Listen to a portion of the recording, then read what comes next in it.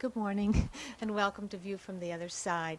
This is the 23rd program in this series that was begun back in 1985 and is sponsored by the Examining Division.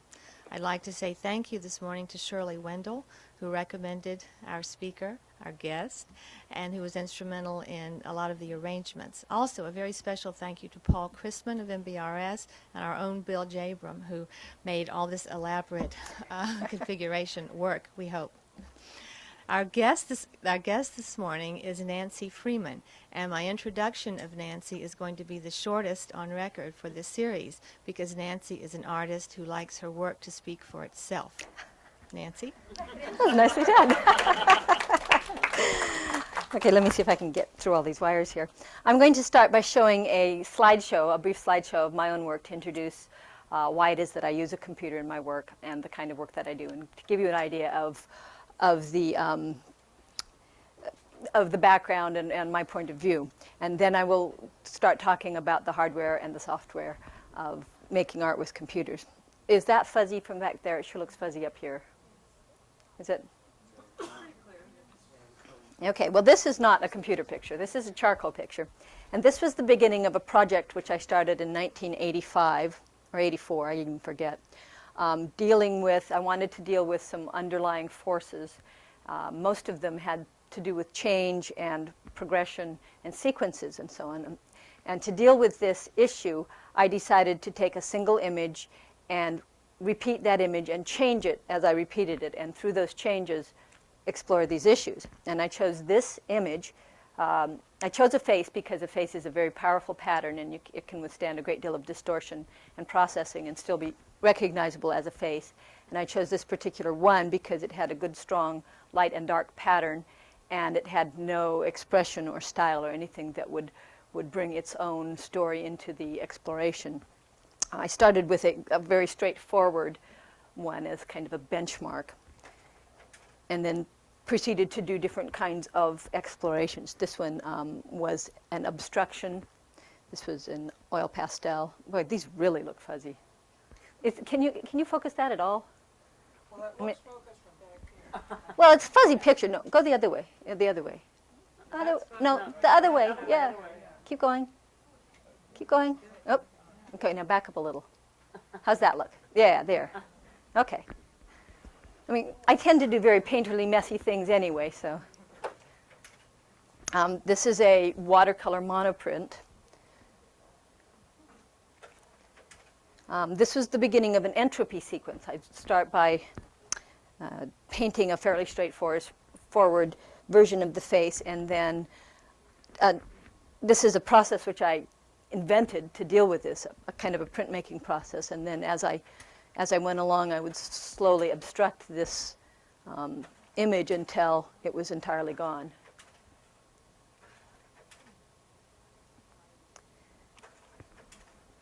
Here's a variety of ones here. I call this one the Gang of Six.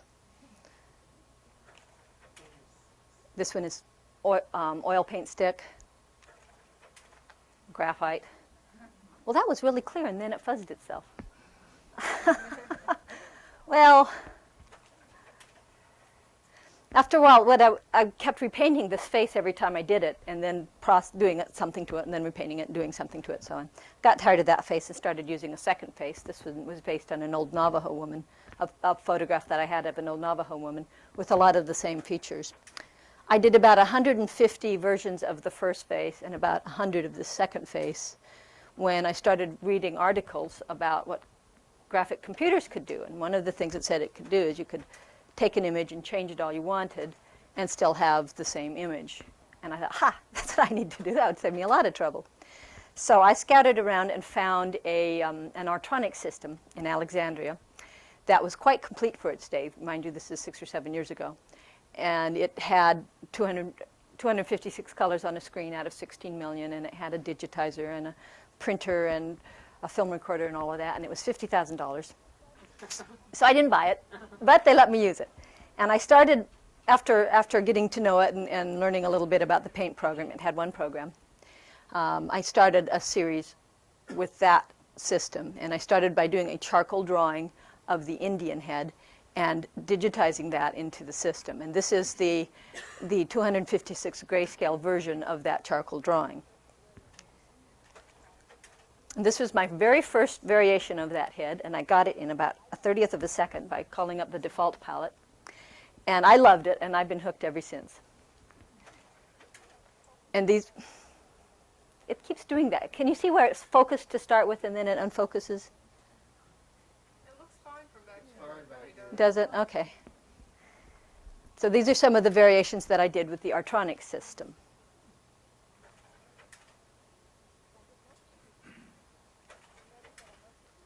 And I did most of this. You'll notice that on most of these scan lines are going up and down rather than sideways. That's because I did this entire series sideways.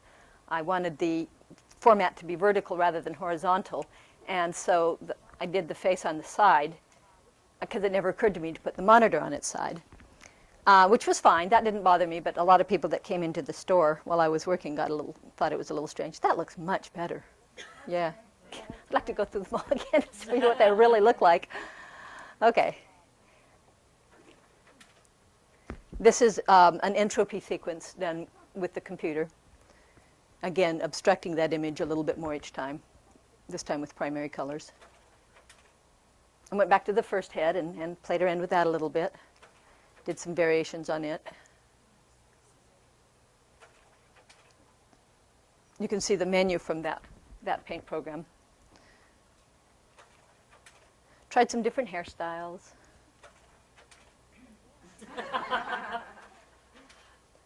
Okay, then when the Amiga came out, and that was a computer that I could afford, that was capable enough to satisfy the artistic requirements, I found a good reason and went out and got that.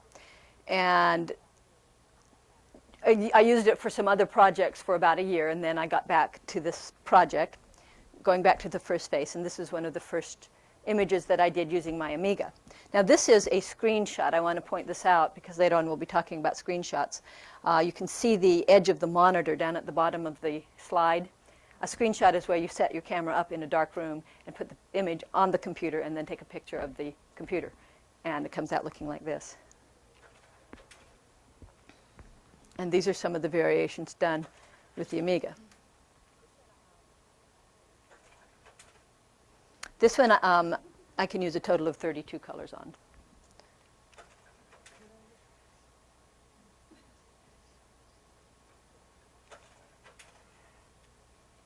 You can see I have a lot of fun with these.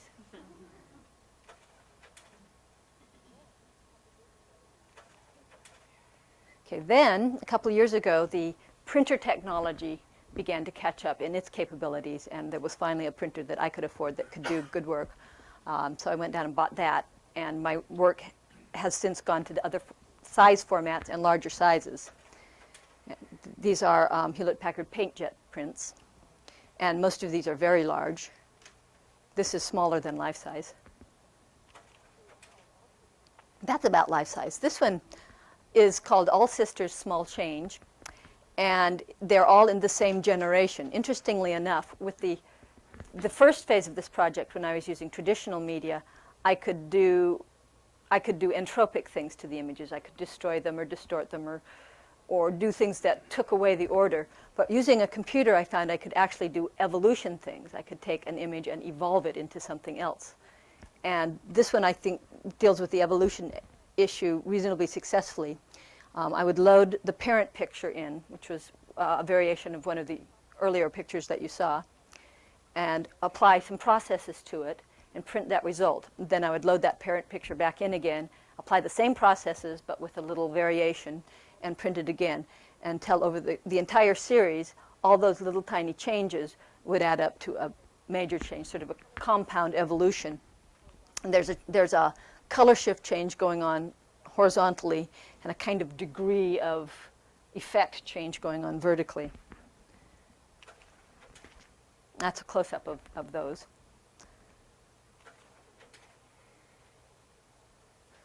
This one's upside down and backwards.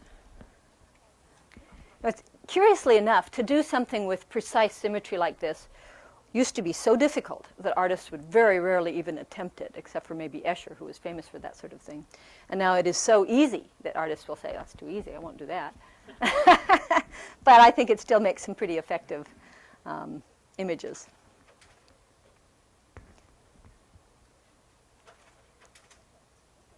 I wonder what that was. Okay, this is called the Three Giant Sisters, and these are a little smaller than life size, but these are the small giant sisters, and this one was dealing with changes of scale and how when you change scale, different laws begin to apply and different relationships develop, as if you, for instance, went to the microscopic scale, the world is totally different, it looks different, different rules apply and so on. And that's a close-up of the dark giant sister. This one is the middle giant sister. It's 5 feet tall. I wonder, are those sticking, do you think? Okay, and there's the giant, the entire series on location, and you can see the largest giant sister is almost 8 feet tall. A pair of negative complements. Okay, now this is the most recent thing that I've been doing. I've started developing a process of hand applying colors. It's kind of a retro thing in a way, because I'm going back to using some traditional media, which I thought was really rather sneaky of me, because printers can't do metallics and iridescence. So I have to hand apply these colors. I developed the image in black and white on the computer, and then I have to have a photocopy made of that because the process works with the toner. I melt the metallic is a plastic foil, and it melts. I melt it onto the toner. The toner melts and the plastic melts and they fuse together. So everywhere there's toner, it'll accept the color, and where there isn't, it doesn't. But curiously enough, again, I have to use the computer for the orderly things, and I do the chaotic things. Well, that's the fun part anyway. You might recognize this as a variation of one of the previous ones. Now this one, these masculine heads, the feminine head I just drew it straight in. This one has an ancestry in reality. These have a photograph in their ancestry. It's my long-suffering husband. I guess that's it. Yeah, okay, that's it for this bunch then. Okay. You can turn that off and then load the other thing up, and I'll fire up my computer. Are there any questions about that before I go on to the next phase? Okay. I'm going to talk first about the hardware involved in producing images with computers. I'll talk briefly about the central processing units. How many people here work with computers on a regular basis? So I probably don't have to get into the real basics, right? You kind of understand the nature of the beats? Well, okay. Well, if you don't understand what I'm talking about, feel free to ask questions. And I'm going to talk about the various input devices, the ways of getting information into the computer, and the various output devices, the ways of getting it back out again into the real world. And then I'll get into the different software categories of image making: paint programs, image processing, animation, CAD, structured drawing, three-dimensional modeling, three-dimensional animation, presentation, and with any luck we'll get all the way to virtual reality, but I doubt it, because I usually take about 4 hours to do all this stuff. And I know that by 12 you'll all be hungry. Okay, the three basic personal computer platforms that are capable at this point of making images are the Amiga, which is what this is. This is a very old one. And the Macintosh platform and the IBM and its clones. The Apple II GS is more or less capable of it, but it's not in the same category. We find ourselves at this point in the third era of using the computer as an art tool. The first one, which I call the pioneer era, was when the tools were non-existent, and in order to produce any kind of image with a computer, you had to program it yourself and basically build the tools. The second era, which I call the workstation era, the tools were pretty well established, but the equipment was extremely expensive, and therefore there were very few artists that had access to the equipment. The first era, the pioneer era, was characterized by many limitations and very few artists. The second one, the workstation era, is characterized by few limitations and few artists. We are now in the PC era, where the tools are plentiful, they're very powerful, and they're inexpensive, and therefore there are lots of artists now who can use it. So that this era is characterized by few limitations and many artists. Does anybody want specific information about those three platforms that I talked about, or can we just move on? Okay. For input, since the actual medium that one changes when one uses a computer is a virtual medium, it doesn't exist really. It's all concept encoded as magnetic pattern. There has to be a way to translate human scale things and things that we can come up with into that virtual medium and then back out again. The most common input device is the keyboard. But for images, keyboards are almost useless. Or in combination, they're useful, but they have to have something else. The second most common one is this. This is a mouse. And it works with a little, let's get something up here for you to look at. It works by pushing a button and moving it around on the screen. It's the one I use the most often. A lot of people like stylus-shaped things, artists especially, because it feels more like what they're used to. But I find I like the whole hand motion better than the little finger motion. But the other option for freehand drawing and designing kind of things is called a digitizing tablet. And that's oh, that's nice, thank you. That's very good. It's a grid, embedded wires usually, that something, a stylus-shaped something, can relate to that grid and tell the computer where on that grid the stylus is. And there are light pens and there are pressure-sensitive ones and so on. I have a pressure-sensitive one that can use regular pencils, which was designed, I think, probably with animators in mind, because you can put your transparencies over and just trace on them and so on. I found that I could use, if I used colored pencils that correspond with the color that I'm using on the computer, that I would end up with a colored pencil drawing that related very closely to a computer drawing, but were nowhere near the same. And that appealed to me. But I mostly use a mouse. There are devices now where you can speak into the computer and it can understand you. And touch screens and so on. These are ways of getting direct instructions into the computer from the person. The ways of getting already existing things, files or existing images, the most common one, of course, is the disk drive. This is a floppy disk drive, and disk drives come in all different kinds of formats, and those store and retrieve and so on information. You can send information in through a modem, by which I'm sure you all know you can send images or information via a phone line from computer to computer. Yes? How do you get the photograph in there? Okay, I'm getting to that next. Yeah. I do want to mention one more thing, though, about the storage devices, and that's the CD-ROMs, which can hold enormous amounts of information. And one particularly comes to mind with this particular audience, and that's an existing one already that has the entire National Gallery collection on it. So an artist can easily dial up any image, any painting that's in that collection and use that in any way that the computer is capable of using it. Okay, to get existing images or real-world objects into the computer. Yes, sir? I noticed that I believe you're using IBM or IBM clone. This is an Amiga. I do have an IBM clone at home that I also use.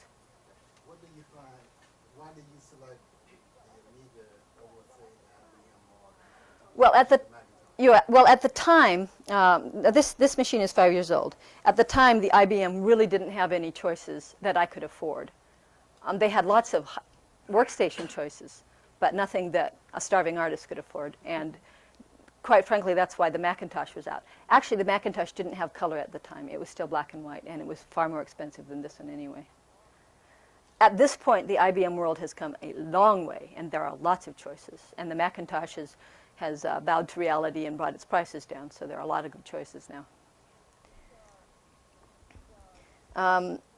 There are two different ways of getting flat images into the computer. The most common one is called a scanner, and it's a device which often uses the same kind of engine that a copier uses, a laser usually, that translates.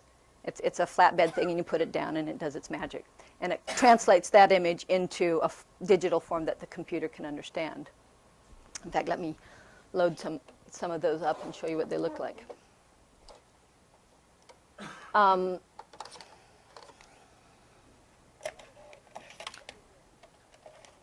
The other common device is a video digitizer, which uses a video camera and a hardware-software combination that translates whatever the video camera is seeing into the computer.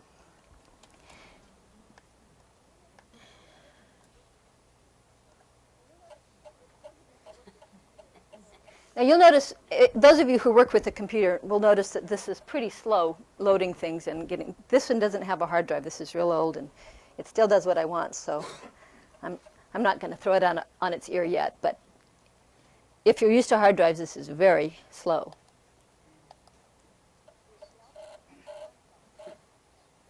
They also now have handheld scanners that are a lot smaller and will scan sections at a time if the piece is large.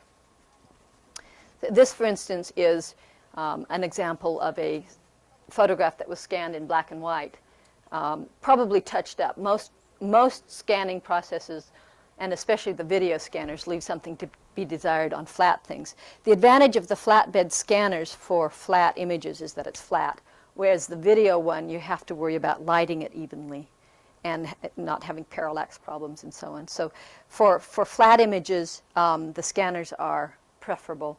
For three-dimensional images, if you want to scan your dinner plate or something, and then you use a video scanner, your hand, your face, So this is your cat. a digitized photograph. This is a digitized photograph, right. And as you can see, it looks like photograph. And mind you, this is a funny one. This system isn't a particularly high-end system. This has 16 shades of gray. At this point, okay, I'll cancel that one. At this point, there are computers that can do photographic digitization at photographic resolution. And it gets real tricky dealing with photography in particular, because people want to believe photographs that they're real, and there's no reason to believe that anymore. I would say that within, this is hard to read, let's see, that within 10 years, do you see something called WARF? Where did WARF go? Oh, there it is. That photography will be entirely digital, except for those few artistic holdouts who just don't want to give up their chemicals. And in fact, it's already digital now at the high levels. There's another one.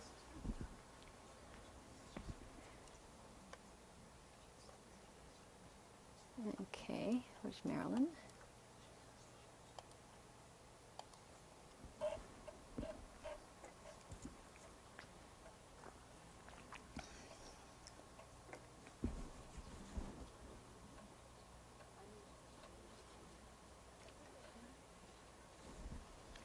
I thought this one might interest you in particular.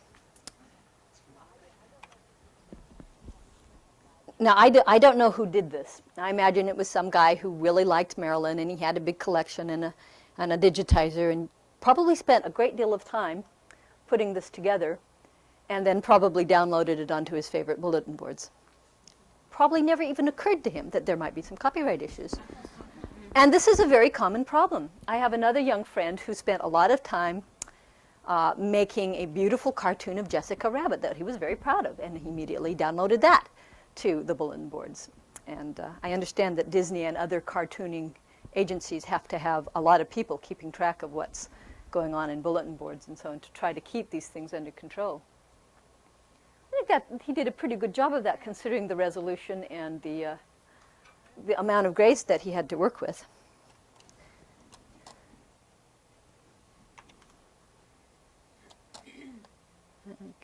going to change the screen format here so I can show you that other one. There it is in low resolution. You can scroll around it.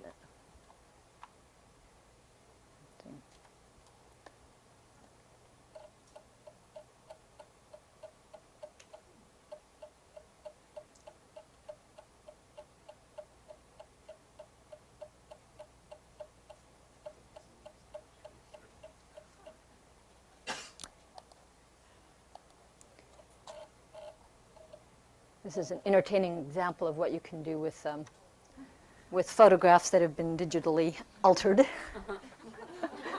It's called Alien National Park.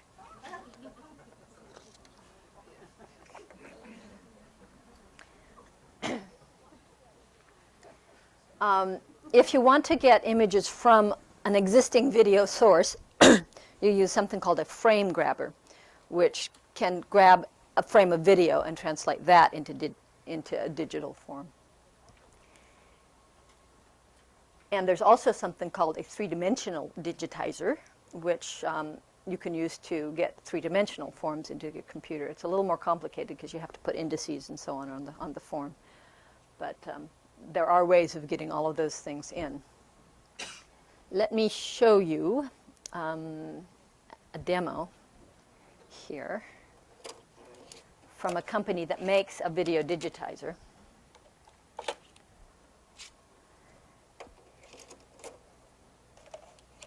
And it'll show you several video and digitized photographs. Okay, let's see. Quit.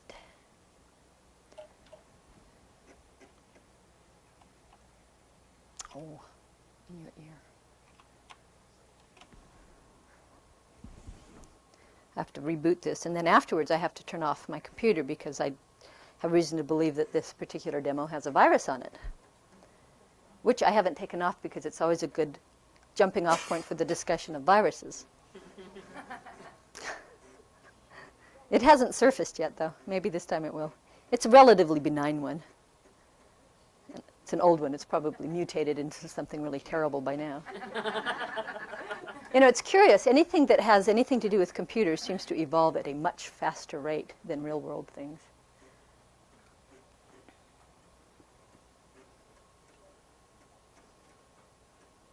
Are there any questions about input devices while this is loading all its pieces? Yes? My question relates to the use of the Marilyn Monroe photos, Mm-hmm. which is generally protected by the folks who originated them. Do you make any effort to get permission to use the photographs from the owners of the rights? You mean the disk images? The Oh, well, I didn't do that Maryland one. That's a public, yeah, that's a public domain one. does Well, they should, but it's highly unlikely that the person who put that together even thought that that was, I mean, it probably never even entered his head that there would be copyright issues. I mean, you're supposed to. The work that I'm doing commercially, I do game graphics.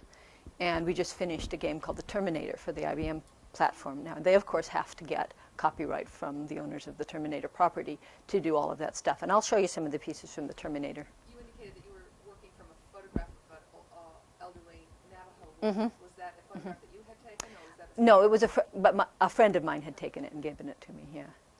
And mostly I will try to work with photographs that either I have taken or that I know the photographer.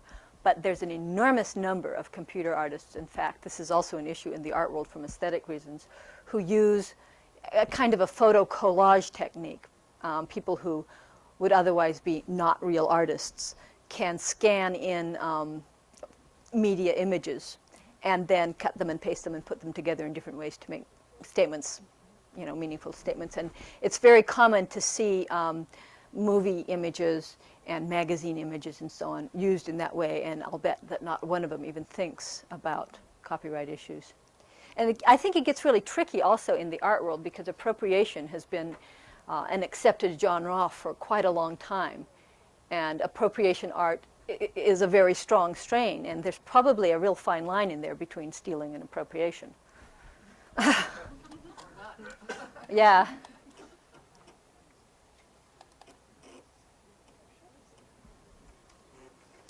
And the ease with which these images can be transmitted would make it really hard for a copyright owner to even know if it's being used. I have an animation that I've done on a little disc that I market that's turned up. Some guy from Wisconsin called me and said, "Oh, I saw this. Can I put that on my bulletin board?" Yeah. Can you hear this?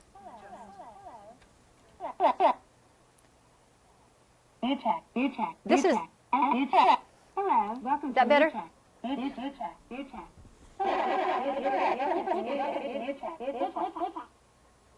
These are this company puts out 3 programs. One which is called DigiView, which is a video digitizer, and so and then one that's a paint program, and one that's a presentation program. So this is sort of showing all those 3 different programs. This is a good example of digitizing that's well done. And again, remember that this system doesn't have as many colors as some others to work with.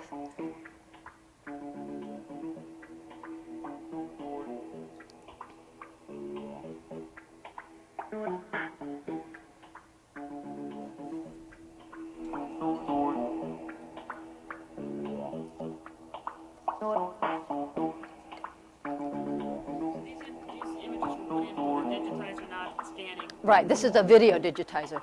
I bet you they were real careful with the lighting.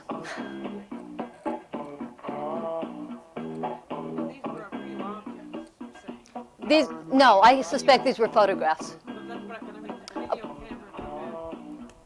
Some of them, you know what, I'll bet the spaghetti bottles were real objects. I bet you're right. And that was probably a real object.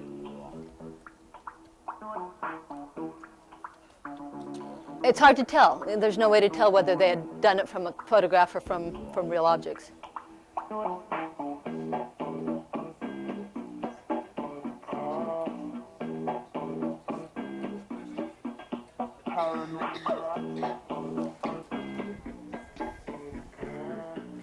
By the way, there is something lost in translation between the RGB standard and the NTSC standard. So these don't look as good on video as they do on the computer.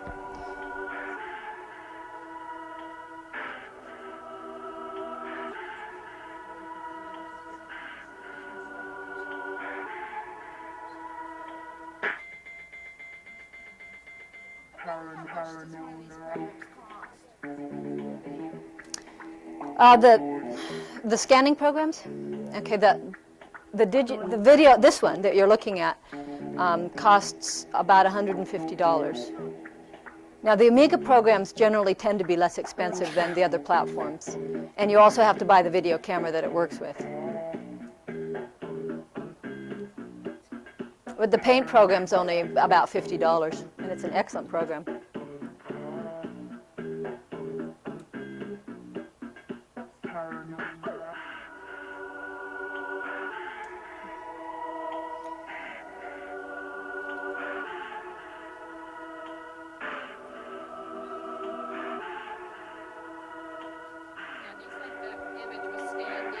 Probably, yeah, it was probably digitized.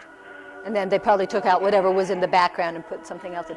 This is going to show you an example of colorizing, how you can take something that's black and white and add color to it without changing the value relationships.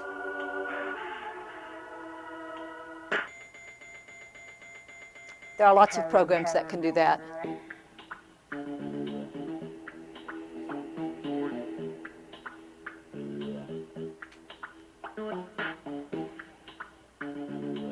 See where they've added that third eye on that little girl?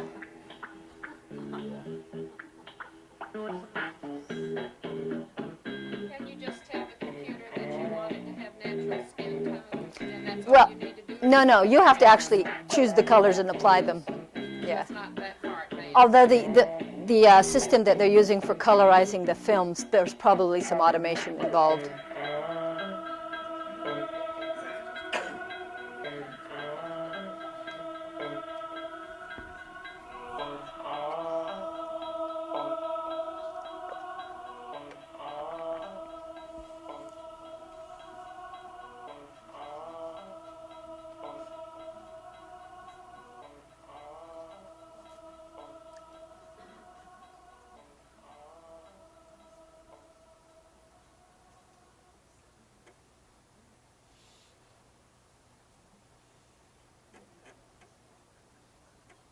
This program they never actually came out with, so, which is too bad because it was a real interesting one. I think what they came out with a video product called the Video Toaster, which incorporated all of this.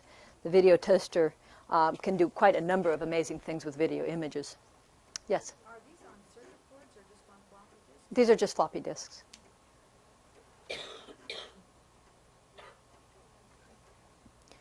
They use different compression techniques to get a whole lot of information on a single floppy. Images are tremendously memory intensive. They require a lot of space on disks, and so almost all of them will be compressed to store them.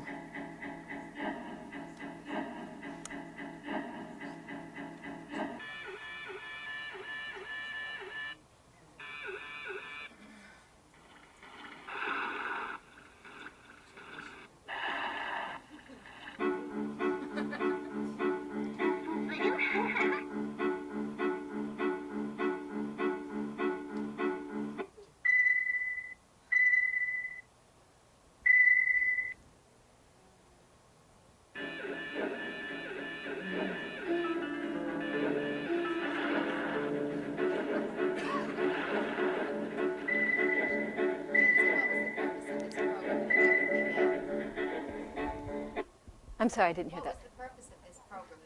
This is just that did the special effects, and rather than actually bringing this program out, they worked several years more and brought out the Video Toaster, which does that and much more. Yeah. Well, we didn't get any virus this time. I'm sorry.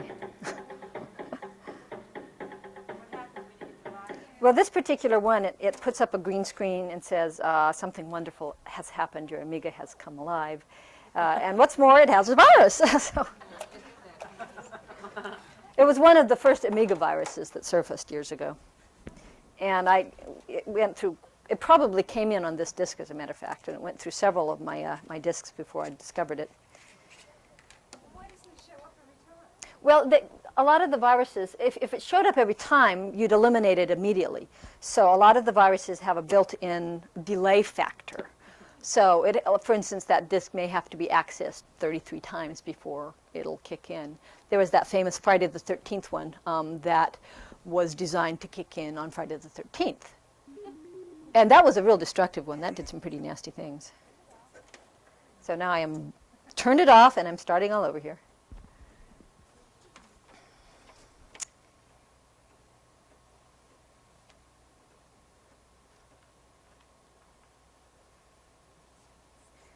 Okay.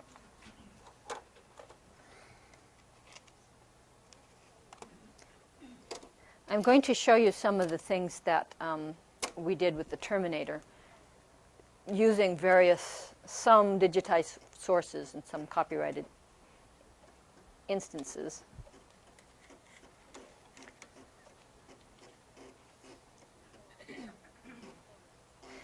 And this particular program is a new program, and it's an old computer, so it crashes sometimes, so be forewarned.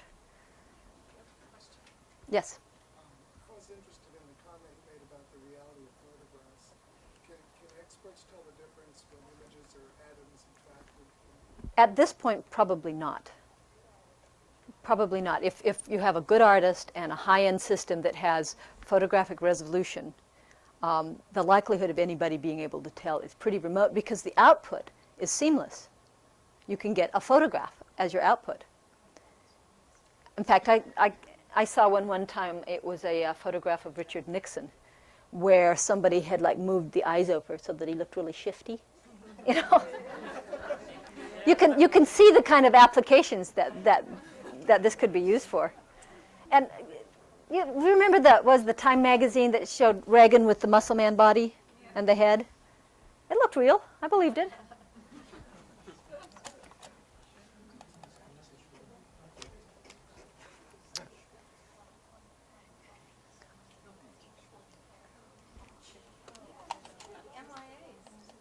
Yeah, that's a real recent example.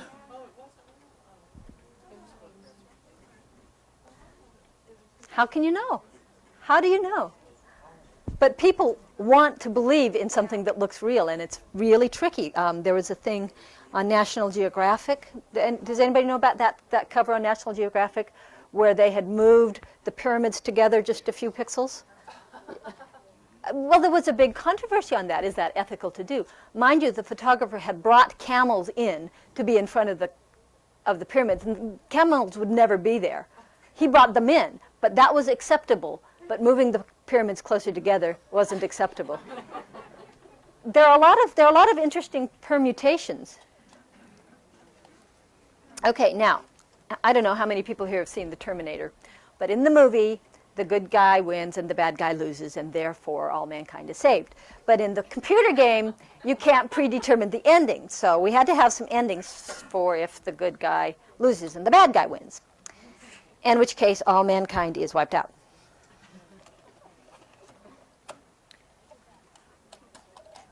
And I did that allegorically. I'm going to start by showing you some pictures that we used the video digitizer to digitize something from a book, A Picture of New York.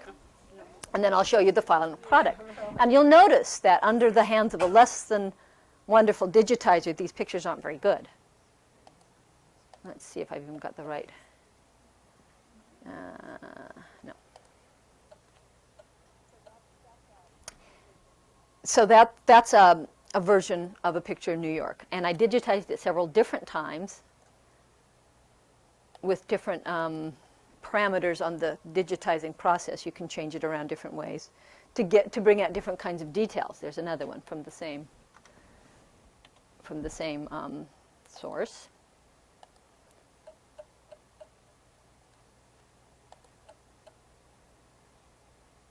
There's another one bringing out some different details.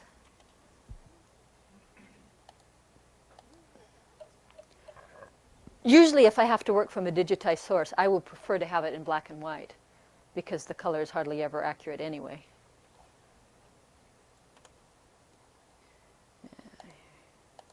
I'll show you several different versions of this. I think I've got a negative version. Yeah. Here it is, we digitized it in negative. Okay. Now,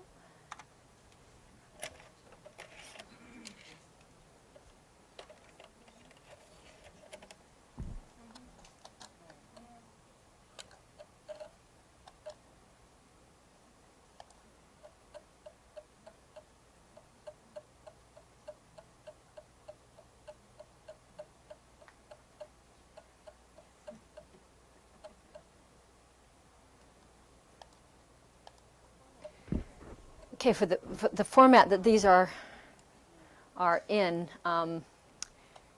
it was a very limited color format. We had only 16 colors, their choice to work from. And so I had to work quite a bit to transform that into what we could use. It's still loading the pieces in. I had to destroy mankind allegorically because we had to do it in a real little amount of memory. Okay. Here is the destruction of mankind.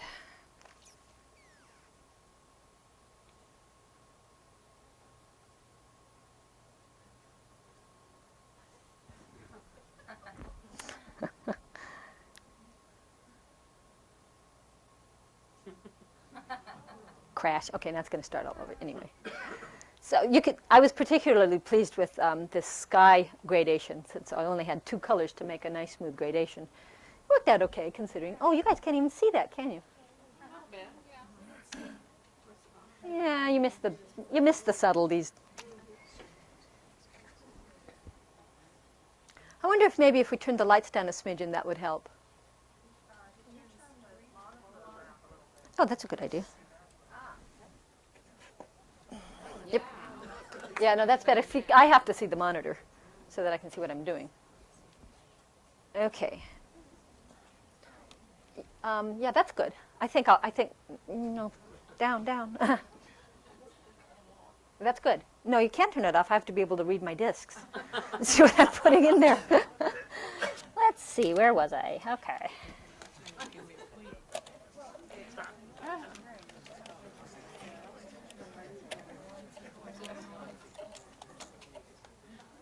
Okay, now here is a motion that we liked for the death of the Terminator. Well, you can't kill him, so for the destruction of the Terminator. And my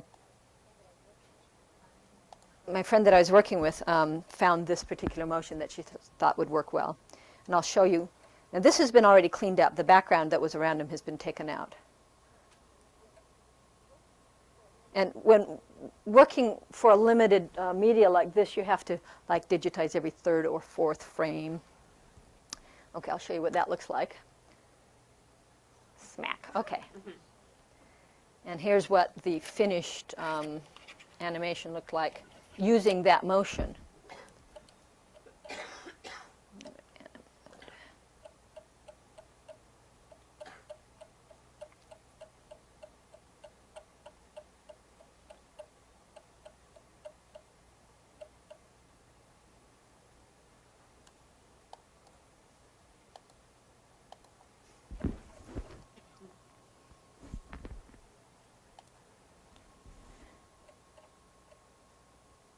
Yeah, I haven't even crashed once yet.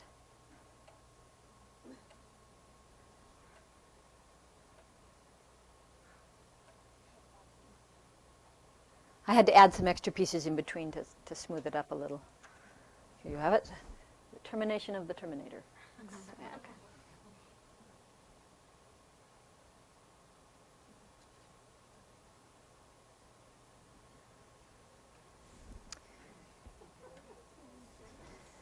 So those are different ways that you can use some digitized sources in producing your work. And the whole field of animation has been absolutely revolutionized with the computer. It used to be such a labor-intensive field, and it's come a long way.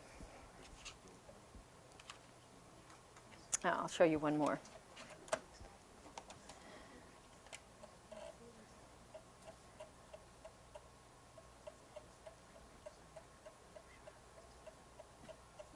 Any questions about this? The Terminator was originally a photograph, is that right? It's a movie. No, I mean, in there. Now, I know it's a movie. It was That character on the screen. no, I hand drew him, every one of those. Yeah, Oh, so it started out originally as a drawing, not a photograph. right. I used the motion from that one that we had digitized of the cop hitting the wall. We liked that motion, and I used that as the basis. But I had to draw every one of those Terminators because there was no existing pictures of him doing that. We had to make that whole thing up. Oh, I see. So you drew a picture of what the Terminator looked like in the movie. Right, right, right. And then you manipulated it with the animation program. No, actually we did this entirely in Paint program, like a traditional animation, cell animation, where you have to draw every screen. So you didn't use an animation. No. Well, this one has animation capabilities, in that it can play your screens in animation sequence, and you can also add, like you can drop in the background behind each one, things like that. It has, you can define a motion path for things, and so it has some animation capabilities, but it's not like it doesn't do tweening or morphing or any of those things. But it really is impossible when you're looking at that from an, copyright examination point of view, to tell whether that's an original drawing or whether it's a digitization of a Well, thank you. frame or something. Well, considering that I did that in about 6 colors, I consider that quite a compliment. Yes? A side issue, you're going to develop, this is a computer game. This is a computer game, right? You're going to develop this and then secure the license? No, this is a commercial product, and they had to have the license right up front. Right. Because usually someone who has a commodity that's as valuable as the Terminator will want to have some kind of quality control. And so they want to be involved right up front. And usually whoever's developing the game needs financing anyway. So they work very closely together on that. Fortunately, I don't have to be the one to secure the copyright. The company that I work for is responsible for that. let's see, I'm looking for, there it is, the explosion.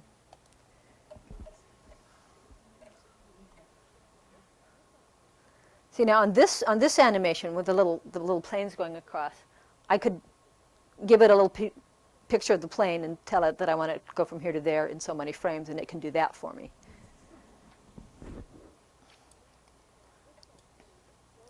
Now on this one, the explosion was based on a digitized explosion that Sheila found somewhere.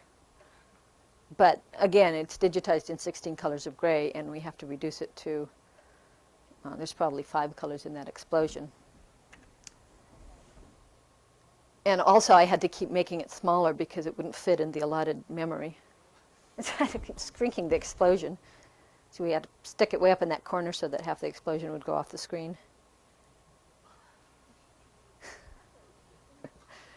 After finishing this entire game in 16 colors, they decided that they wanted to put it out in 256 colors, so we had to redo everything.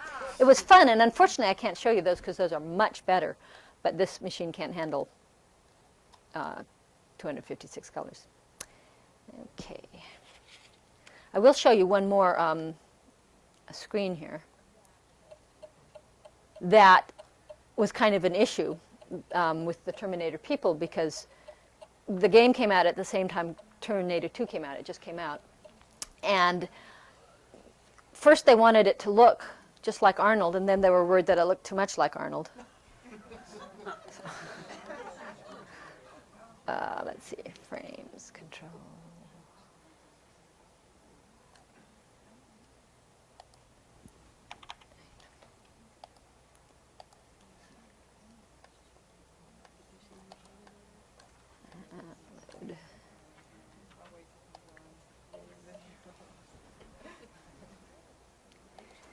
And then I just finished Home Alone for the Nintendo, and they sent one back because they didn't think it looked enough like him. So,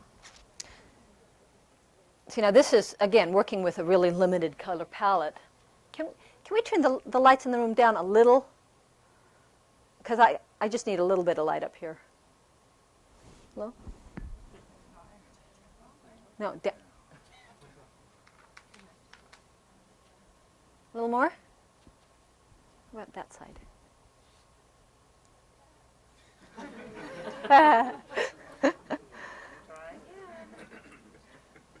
That's great, thanks.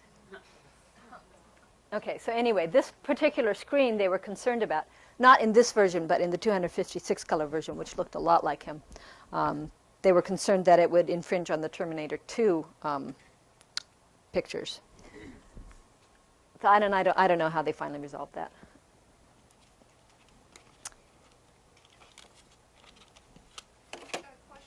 Yes. This illustration, how did it get drawn? Did you draw it? I just drew it. That is entirely hand drawn. So you hand drew it and then you digitized it? There was no digitizing involved in this one. This is just So hand you done. drew it where? Right. Right into the computer. Right with the computer, right. screen or On the screen with the paint program. Ah. See, now this is a paint program. For instance, I'll show you. I'm going to add a little more blue over here on the side of his face. See? Just draw it right in, and I'll increase the highlight around on this. Oops. Well, all right. I'll do that one. I'll make him bald.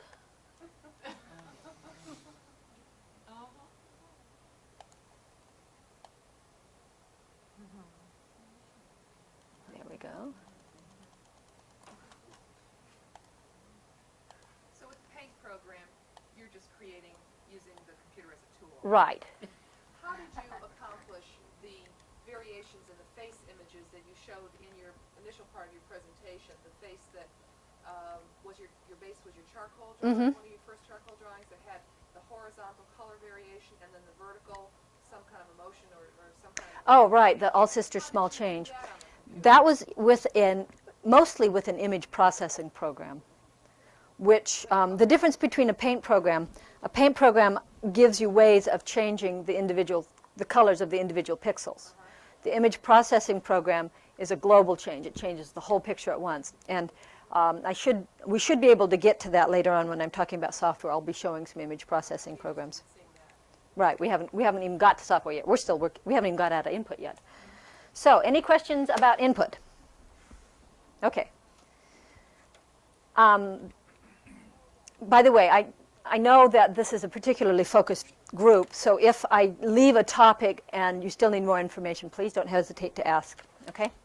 Okay, now, yes, Just clear up one thing. sure. I am really having a problem distinguishing between what started out as a photograph and you manipulated and what started out as an original hand-drawn artwork. So that there really is, it is difficult to distinguish once you've manipulated. Yes, that is exactly correct. A lot of times, the skill of the artist will have something to do with that. And if it looks like a photograph, it probably had a photograph somewhere in its ancestry. But that, the left side of the face there looks like it started out as I was a portrait artist for 20 years, and I happened, you know, I'm good enough to make it look like a photograph. So I don't know that I'm really a fair. But maybe I'm a good example, because that's exactly the problem, because you can't always tell. You can't always tell. might be important to us. Right, right. And I'm sure that it's going to get worse. Well, boy, I don't envy you guys your job at all. This must be a real nightmare, all this stuff. It is so easy now to steal images and to disperse them and so on. So, okay, output devices. Once you've got all the information into the computer and it's done its processing and it's done what you told it, then you have to be able to get it out again in a form that mere mortals can understand. The most common output device is the monitor. And I would say 99% of computers have one. Some schools of thought say artwork that's produced on computers should be left on the monitor. They're kind of purists. And in fact, some artwork, that's really the only way you can see it. If it's, for instance, if it has motion, if it's interactive, that's really the only choice. You have to see it with a computer. However, that does create some difficulties, as not everyone may have the very same kind of computer and may not be able to see that artwork. Most artists also need to have some kind of hard copy, something that they can send to the client, that they can hang on the wall, that they can sell for megabucks, whatever. So, up until the last few years, the only really good option was photography. Since then, oh, there's my rubber band. Since then, there have been several other good options that have been developed. The printer technology has been lagging behind the computer technology, but it's coming along real fast, just like the rest of the business. Could I have that other slide projector now? Okay, let's see. I'll clear the screen here. Okay. Okay, one of the media, being a virtual media, has no, sorry about that, has no physical manifestation, and any translation, as far as I'm concerned, is valid. One way that artists use a computer is as a sketching tool, or a sketchbook kind of thing, where they develop their concepts and then go out and produce the final image in traditional media, which this is. Now, I would be hard-pressed to see where the computer was used in this, but it was in the SIGGRAPH show last year. Here's another one. Now, this is done with mixed media on Canson paper. That's one of my favorite grades that I use.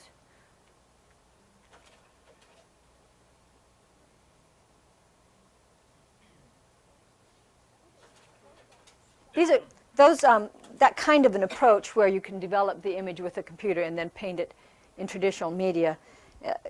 It's one of those ways that ease the transition into the art world, because they can accept this a lot better. Okay. The most common output, and one of the few really good ones up until recently, was photography. And this one, you can see they used photographs both as source material and as the final product. I think that was quite a good use of it. So how would they have achieved that last one? They would have digitized those photographs? They would have digitized those photographs, Arranged them, and cut them in pieces and arranged them, all on the computer. all on the computer. And then printed out on a great new printer. No, this is a photograph. This is a photographic output, right, right. Now, there are two ways of getting photographs of what's on the computer. The first way I told you about earlier with the screenshot. If you're pretty careful with that, you can get some pretty consistent results. It's not good enough for publication.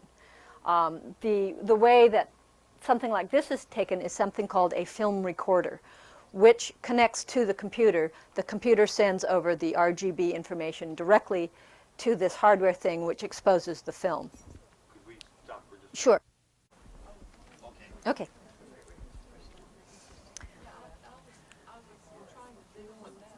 Okay, film recorders are usually quite expensive. And so most people won't own film recorders, but they'll go to a service bureau, take their discs in, and get slides made that way. The better film recorders can eliminate the scan lines. They put in an extra line in between and average out between what's on this line and that line and put in an average in between. So it smooths out. They don't deal with the jaggies and so on. And this is the kind of process that can yield a photograph which you cannot tell is not a real photograph, except for that's obviously not photographable. It's not a real world thing. But as far as the realism is concerned, that's a photograph. This is an example of using photography also in the photo collage method that I was talking about.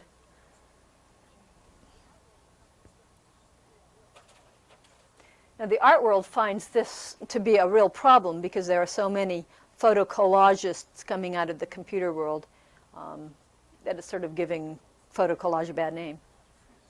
But some of the good ones are really good, but this is something that anybody can do, and a lot of people who aren't very good do it. But these slides, by the way, most of them are from the SIGGRAPH show in 1989. SIGGRAPH is a SIG means special interest group. Graph is graphic. It's the graphic special interest group of the National Computing Association, I believe. Anyway, it's like the granddaddy of computer graphics shows, and they have a big convention every year. This is called Ruby Slippers. I just love that one. But you can see where they sort of seamlessly joined those lemons. Or that lemon. It's probably the same one, just flipped. This is a good example of the distortion that's capable, even at photographic resolutions.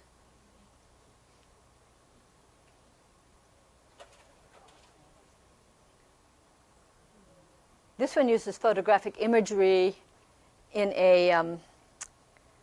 with a fabric technique with photosensitive emulsion added to the fabric. This is done by Terry Gips, who's at the University of Maryland. She's in charge of the photography lab out there, the computer lab. Again, you can see a media image there, which she's using.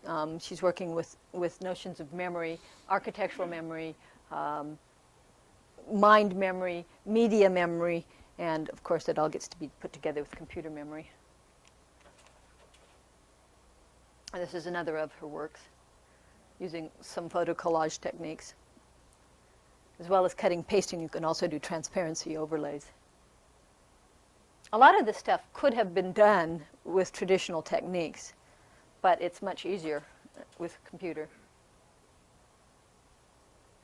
When this is displayed, when it displayed on paper, so it looks like Yes, it's the final product is a big photograph print.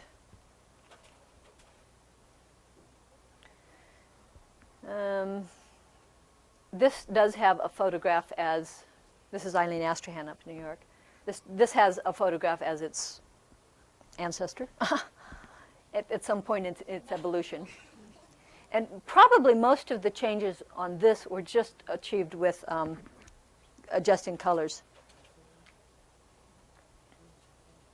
Now this might be interesting from a copyright standpoint. Andy Warhol was using a computer a couple of years before he died. He was using an Amiga effect.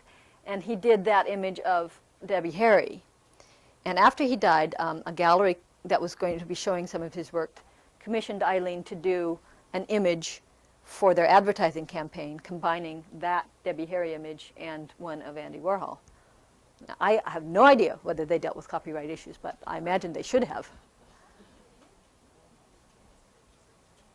It probably did because they were going to do a show of his work, so it's probably dealing with his estate and all that.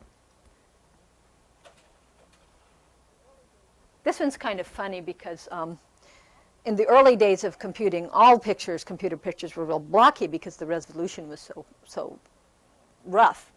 And as computer resolution got better and better and better, a lot of artists who wanted to make sure that people understood this was a computer picture would put some section where you could see it was still blocky so that it would still look like a computer picture. So she's kind of tweaking with that notion where she's making it look like a blocky computer picture, but they're not even blocks. They're all uneven blocks. Okay, those are all computer photographic output. I think I have some, what? Yes. I have so many questions, but I just. Okay, shoot, that's what I'm here for. Okay, now you say you have a show of this. Uh-huh. And these are valuable as, these are looked upon as art.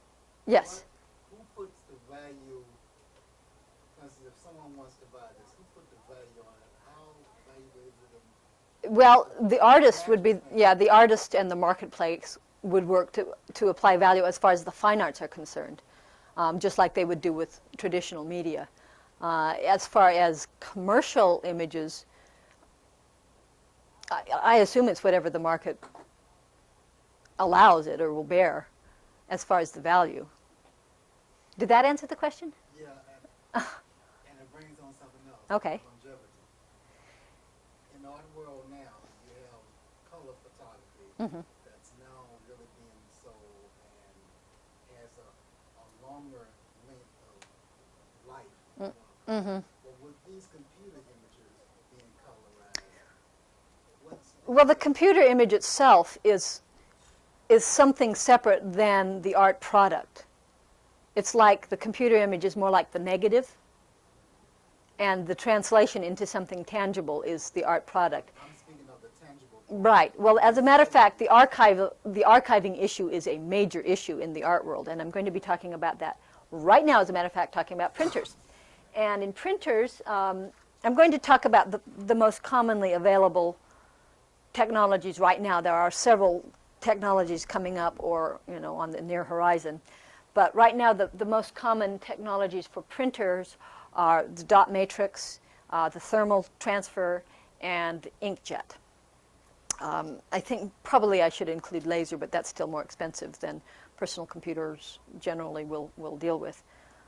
The dot matrix is probably the oldest technology around, and from an artistic point of view, I think probably the least capable.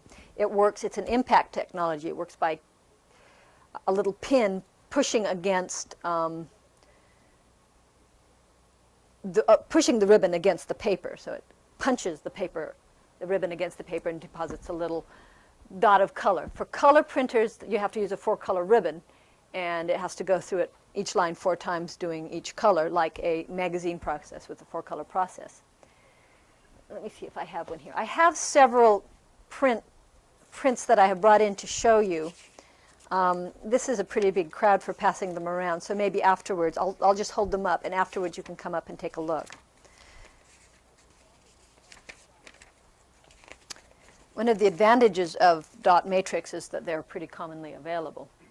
The thermal transfer technique, and I'll show you some. This is a thermal transfer print. Here's another one. Can do some very good color. The trouble with the dot matrix is the ribbon goes round and round and round and round, right? And after the first 2 or 3 prints, you're using used ribbon, and the images start to fade, especially if you're doing highly saturated images. You can usually only get maybe 1 or 2 good prints out of a ribbon, and they're very expensive. The thermal transfer works with a heat process, and it uses a waxed base ribbon or sheet that carries the color, again, in the 4-color process, 4 process colors. And something, perhaps an electronic impulse, melts a dot of the wax color against the paper. And some of the best printers, they're still pretty expensive, are thermal transfer. The paper it has to have a special paper. Can you see that this is kind of shiny, and it tends to come out. Most of them will have this shiny appearance. Some people like that, and some people don't. There is a couple now that are using some hybrid technologies where they can eliminate that shiny appearance. There's another one. You can see these colors are really good. Saturated colors, real strong colors. Okay, the final one I'm going to talk about is inkjet. That's the kind I use. That's like a little airbrush, a whole row of little microscopic airbrushes that squirt a little spot of paint. Mine actually vaporizes the ink, and the vaporization heats it up so high that it vaporizes and it kind of explodes in this little microscopic dot against the paper. I think that's amazing. But this is an example of an inkjet print. Again, you can see that the colors are very, very strong, good saturated colors. Here's one of mine. How about the number of colors with the inkjet? Is it much more than more than 4? Well, I think that's probably more a function of the printer driver and the resolution of the printer. The concept is the same that magazines use, with the little dots of each color. And so, depending on how small you can get those little dots, this computer can do 4,096 colors. And the printer that I have seems to be able to keep up with it just fine. And it looks good to me. And I have a pretty refined eye, so I don't think the number of colors is limited. Here's another inkjet print. This is the guy that developed the graphics for these, and he would develop them on a low-end system. He used an Amiga, and then would take it to a high-end system for the final product. Okay, there is one category. One of the problems with almost all of these is that very problem you were talking about, the archiving problem. From the artist's point of view, they need something that's going to compete in the art world for longevity. And my printer, which I adore, is hideously fugitive. Those colors start fading within weeks. And so what I've had to do, I've had to find another method.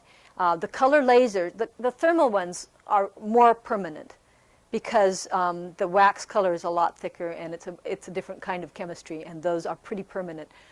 The weak part on those is the paper, which is not archival. And in fact, the paper on mine is not archival. It has to be clay-coated. In order to get those good colors, the paper is clay-coated, so it keeps the paint right up on the surface. And what I found, the color laser printers are far more archival. They're a second mortgage on my house, so I don't have one. But they're commonly available through service bureaus, and I can take mine down and get, after I've developed it and proofed it on mine, then I go down and get an archival color laser copy. But that particular issue is one that the art world has been wrestling with ever since artists said, hey, computers can do this. Yes? What? But I think that would also ascertain what value the artwork would be. Yes, absolutely. If a collector's going to shell out a lot of money for an artwork, they want to know. They want to feel that just in case you get famous, that artwork's going to be around longer than you are. And do you number them like traditional prints? Or? Again, that's up to the artist, and that's another issue that the art world is going to have to grapple with, because like photography, these are theoretically numberless. You could wallpaper the world with them if you wanted. So, like photographers, the artists who work with computers have to voluntarily limit their editions. I do small editions, usually 10 or 25, just enough to spread the cost of the development over an edition. Rather, some computer artists work in individual ones. They don't do editions. I think it also depends a lot on what the technique is. On my hand-colored ones, that's a whole different process. Yeah. Okay. Any more questions? There is one kind of computer printer technology that sort of bysteps the archival issue entirely, and that's plotters. And plotters have been around for a long time, and they're very highly developed. Plotters are a linear medium. They use pens or pencils, and you can put whatever kind of ink you want in the pens, and you can use whatever kind of paper you want. If an artist has a linear hard-edged styles, then plotters might be just the thing. Where's my plotter drawing? I have a plotter drawing in here. It was developed for design work. That's a plotter drawing. It doesn't have to deal with jaggies at all. Does everyone know what jaggies are? Okay. Jaggies are, on a pixel-based picture, the pixels are all square. So if you're doing a diagonal, it's made out of a whole line of little squares, and you'll see a jaggy line. But plotters run off of structured drawings where there aren't any pixels involved, and will do very smooth linear work. I think I have some. This is a sort of a hybrid photography print. I think this is the print that the artist was working with to start with. This is the final print. And there you can see the size of it. That's done by a printer called the Scanamural, and it resides out in California, and works with an inkjet technology, a spray paint technology, on rolls of canvas that are up to 14 feet wide. And I've tried to pin them down on the archival issue, how long those are going to last, and they absolutely refuse to be pinned down on it. So my guess is that it's not real archival. There are some things that you can do to increase that. You can deal with the acidity of the base and coat it with an ultraviolet resistant glazing, and that will help considerably. That's what I did with mine before I discovered the color lasers. I would use ultraviolet glazing, and then I've replaced all of those now with more permanent ones. So here's another one that the same artist did. This is David Adamson. He has a gallery here in town, as a matter of fact.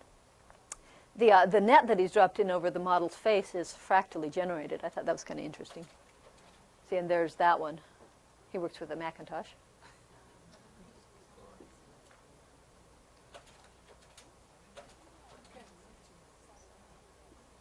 I seem to have I think the plotter drawings are farther on, but these are sort of some other ways that artists have found to get for their output. This is Bill Newman, who is also a local artist. He teaches over at the Corcoran, and he develops his images on a black and white Macintosh, prints them out very large on t-shirt transfer material, transfers that onto his canvas, and then paints it with traditional oil paints. And on this one, you can see the computer influence very strongly. This is one of his earlier works. But this is a more recent one. And sometimes the computer influence is not so easily seen. Mostly in the that's how he got his transparent overlays.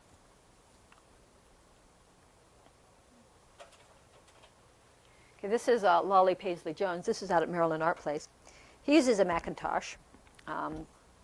Uses media images that he scans in, and uses the Macintosh mostly to give it that distinctive texture that the black and white Macintoshes have. Do you do it in sections because the Macintosh screen is so small? No, these are blown up really.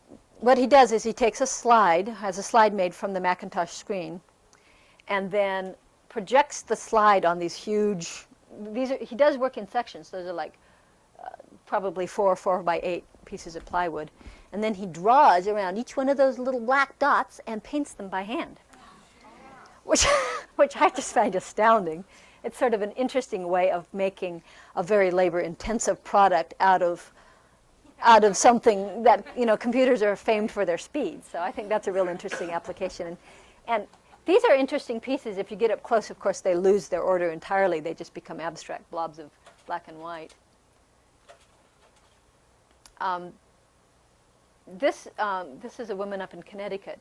These are very large panels. She does the color, develops them on her Amiga, and does the color separations with the Amiga, and sends the color separations to a company that makes highway signs on those big pieces of sheet metal.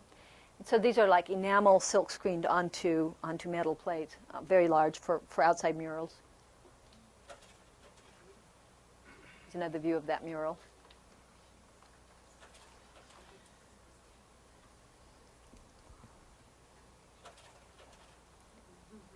Okay, this one is a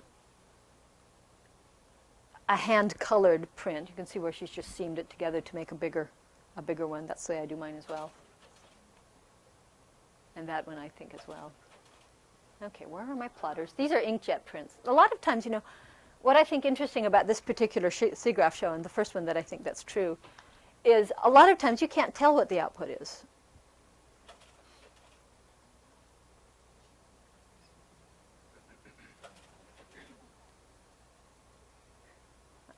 I like that one because it has that sort of pastel smudginess. My guess is that it's a color laser print or an inkjet print.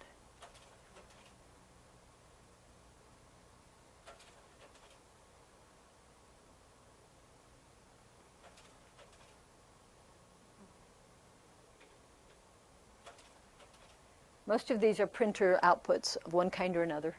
There are several new ones coming on the market now that are in fact, I saw a color fax machine that just did beautiful stuff.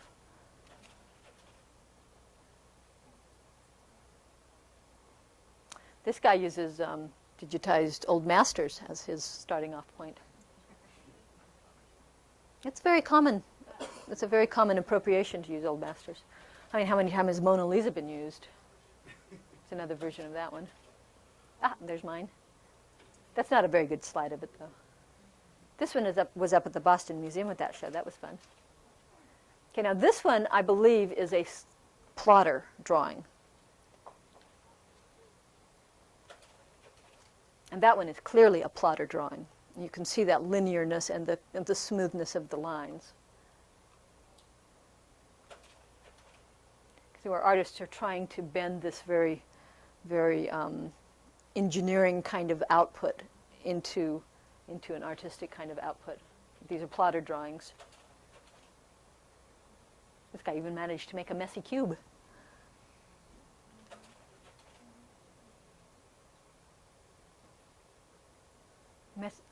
Imagine if a plotter could think, he would probably think, what is this thing I'm drawing? Now, I think that's a plotter drawing. This one I find really appealing. It really messes around with your sense of reality.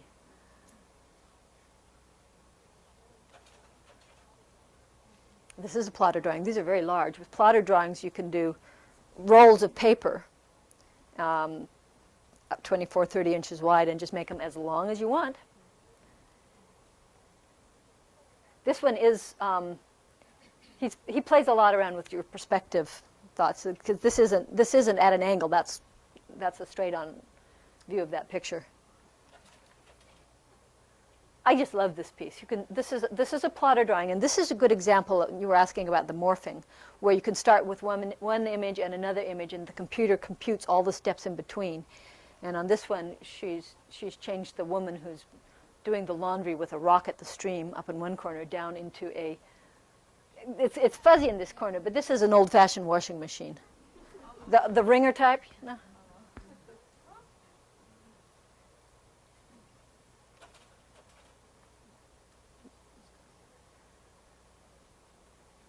These images were made with the three-dimensional modeling program, and these are all just different views of that same object.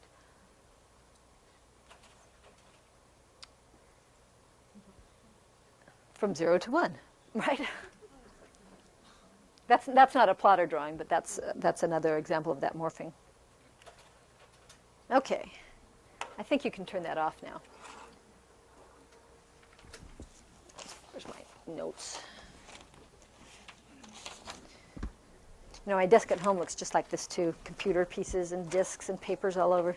It's hard to find anything. Okay.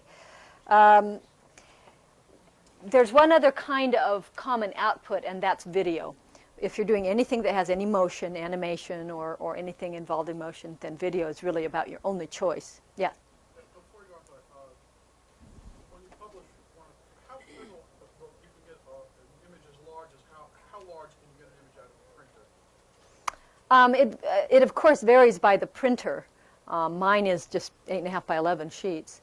Some of them are 11 by 14. If you're going to publish one of your finished works, what size is it and how is that produced? Well, when I work almost always in great big ones, and I have to tile them together, mount them, and I print it in little pieces, and then mount them all together. And if you make a reproduction of that large piece, how is that? Same way. You go each individual time, you piece them together? Every individual time. To do one of those giant Sisters series takes me forever to assemble one of those. Well, what about the size of the poster, let's say? There are some printers. There's the Scanamural that you saw those big pieces, and there's another printer that works on 30-inch paper, I believe, or 24-inch paper that can do much larger pieces. There aren't many of those printers around, and the only one I know of is out in California. So that's not generally available, right? Not as widely available. This is changing as more and more of these things are coming online. So you would say in the future, there would be no need for lithography, this machine would just do it? That's correct. That's correct. Lithography will probably not go away because it's still better for big runs, for thousands and thousands, for magazines and stuff. But for limited runs, the printer is far better. Yeah. Any more questions about output? Video? Okay. There is one other thing that's coming online that I think is real interesting, and those are the three-dimensional printers. A three-dimensional printer uses usually the concept of taking the three-dimensional object, which is in the computer, and making little tiny slices of it. One that I know of uses a resin powder and a laser that hardens the powder in the shape of that slice. And then another layer of powder goes down and hardens the next little slice, and so on. And builds that three-dimensional object up. Some will cut paper really thin like that and mount that together. I think that's a real exciting development. I know. And those, of course, they're limited by the resolution, how thin those slices are, as to how smooth the final thing is. Designers use those a lot for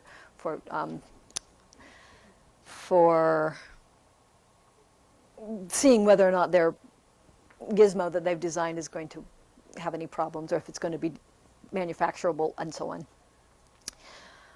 Okay, any questions about hardware? We've got exactly half an hour to deal with the entire software field, which should be interesting. Let's see how far I can get with this paint program before I crash it. And then I'll load up the other one. Okay, for most artist studios, the paint program is the backbone or the working horse of the studio. And over here you'll see is the toolbox, and up here are menus of all different things you can do as well. And you can just you can draw, pick different colors, draw with solid lines, dotted lines, solid shapes. It's hard to draw a straight line with a computer, so it gives you a straight line tool. It's hard to draw a straight line with a pencil. It's easier with a computer. And a curve tool. It's hard to make a smooth freehand curve. Let's make a curve over here. So they give you a curve tool. See, and it'll follow that cursor around until I've got the curve where I want it. This is how we make our hearts for Valentine's.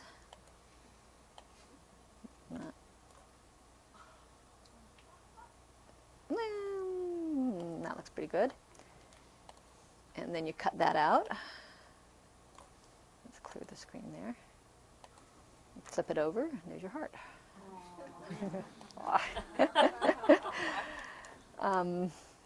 This is an airbrush tool. This is squares, empty or filled squares. That's supposed to be an empty square. Come back here. Empty square. Empty or filled circles.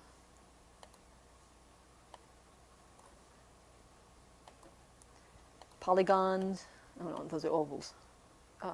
Rotating ovals. Okay, that's the oval tool. And polygons. This is the text tool. Let's clear that and let's make a nice blue text. Now let's make it. What color shows up there? This is. Can you guys see that okay up here? Okay. Yeah. It's kind of strange working with these colors.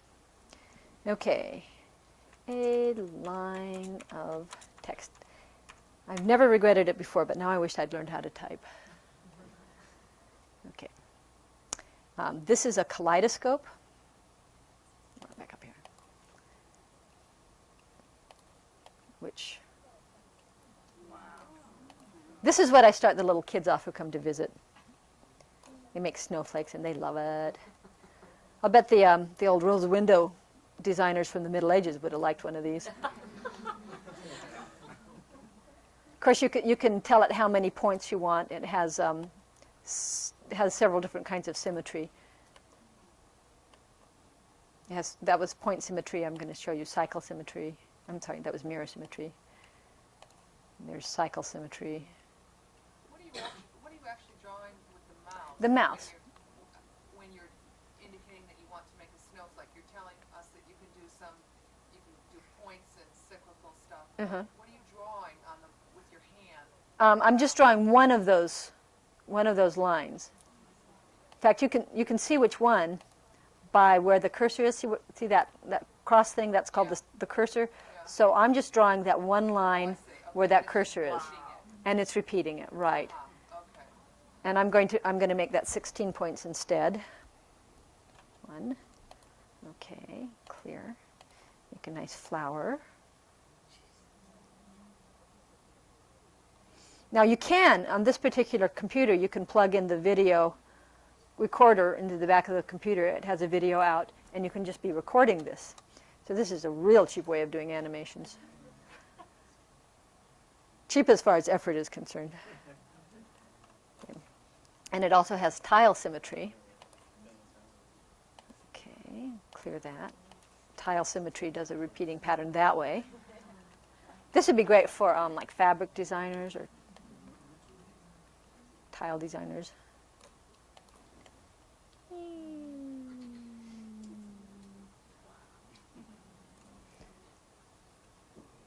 That looks so different on this up there. Let's see.